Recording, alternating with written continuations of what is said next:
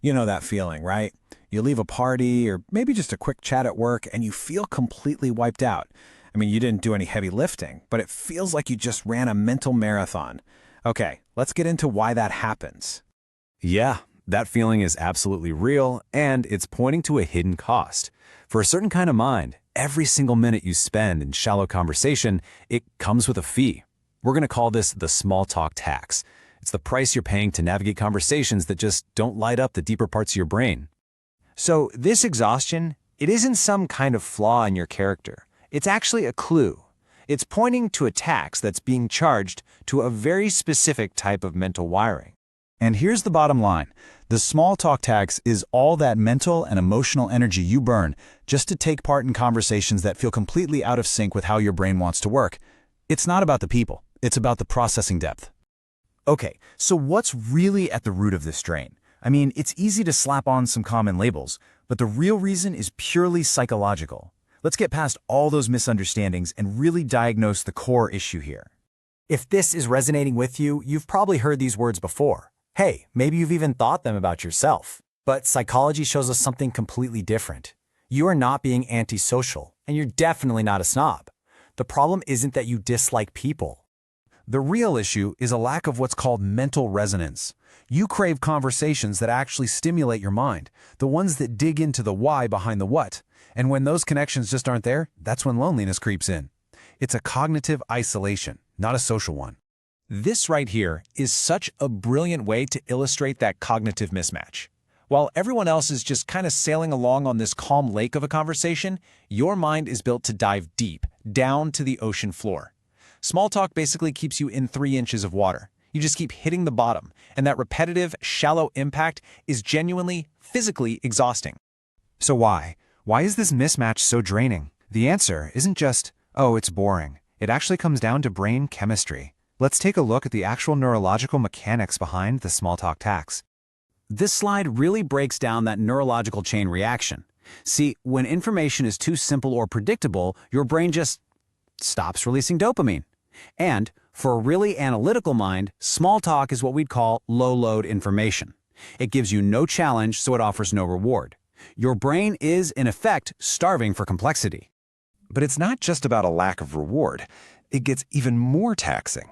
Because while all this is happening, your brain is actually doing double the work. It's running 2 separate programs at the exact same time. Let's break down these 2 programs. So you've got program 1. That's the manual, draining task of just performing small talk. You know, the nodding, smiling, saying the right thing. But program 2, your brain's default setting, is still humming along at full speed in the background. That's that stronger internal thinking activity that the research talks about. Even while you're nodding along, your mind is automatically analyzing patterns and processing the room's dynamics. And that is the very essence of the small talk tax. This dual processing means you are burning an insane amount of cognitive energy just to stay afloat in a conversation that isn't even feeding you. To make this even clearer, let's use a really powerful metaphor that gets right to the heart of this cognitive strain. It's going to help us visualize exactly what's happening inside your head during these moments. This is your brain during small talk.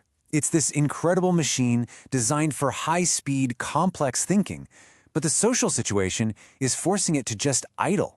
And what happens? It overheats, it strains, it burns fuel like crazy because it is stuck in a gear it was never, ever meant to stay in. Now, the psychological term for what's causing this engine to overheat is cognitive inhibition. It's this active, energy-burning process of holding back your brain's natural, complex response. This process requires a ton of executive control. Your brain instantly generates a nuanced, interesting thought, but then you have to actively hit the brakes, evaluate the social risk of actually saying what you think, and then come up with a simpler, safer reply. Doing that over and over and over again is incredibly taxing. So the crucial point here is that this constant self-censoring is what leads to that deep emotional fatigue. You aren't drained by the people themselves. You're drained by the performance, by the mask you have to wear to communicate at a pace and depth that just feels completely unnatural. Okay, so we've diagnosed the problem. Now let's pivot. We're going to reframe this whole thing from a frustrating flaw into what it actually is, a sign of a specific cognitive strength. This is probably the most important takeaway of all. This experience, it's not a flaw. It's the cost of depth. Your mind isn't broken because it doesn't get a kick out of surface-level chatter. It's just wired to prioritize meaning and complexity. That's it. And this right here shows a key difference. You see, a lot of people get their sense of belonging from these external anchors, like social trends or sports teams. But deep, independent thinkers rely on internal validation. Your sense of self comes from your own values, your own skills. You just don't need those external things to feel secure. This just reframes everything, doesn't it? That feeling of isolation you get in a crowd, it's not a social failure, it's a cognitive hunger. It's the search for that mental resonance, for someone who processes the world on your frequency. So what do we do with all this? The goal isn't to somehow avoid small talk for the rest of our lives. No, the goal is to become strategic, to manage our energy with this new clarity. So here's the new game plan. First and most importantly, stop blaming yourself. Start to see small talk for what it is, a social tool. It has a function, but for you, it's expensive to use. And that means you can now make a conscious choice. You can decide when a situation is worth that cognitive price. And just as importantly, you can recognize when it's time to step away and protect your energy. And that's the question I want to leave you with. Understanding the tax is step 1. Step 2 is learning how to manage your own mental budget. Now that you can name the cost, you get to decide when it's worth paying.